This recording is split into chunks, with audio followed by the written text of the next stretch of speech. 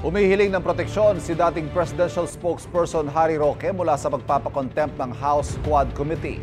Sa pamamagitan ng kanyang anak na si Bianca, naghain ng writ of amparo si Roque sa Korte Suprema dahil inabuso umano ng Quadcom ang kanilang kapangyarihan. Kasama sa mga hiling ni Roque, pagbabawal sa Quadcom na ipatupad ang arrest order laban sa kanya. Gayon din ang pagbabawal na paharapin siya sa mga pagdinig at ipagsumiti siya ng mga dokumento. Kina-contempt si Roque ng Quadcom dahil sa hindi niya pagsumiti ng mga dokumentong kailangan para ipaliwanag ang biglaang paglaki ng kanyang assets. Wala pang bagong pahayag ang mga chairman ng Quadcom sa writ of amparo, pero dati na nilang hinamon si Roque na humarap sa pagdinig at magsabi ng totoo.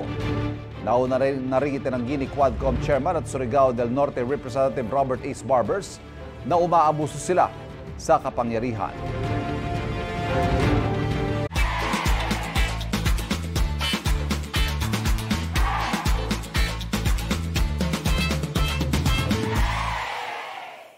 Kapuso, para laging una ka sa mga balita, bisitahin at mag-subscribe sa GMA Integrated News sa YouTube. Sa mga kapuso abroad, samahan nyo kami sa GMA Pinoy TV at sa www.gmanews.tv.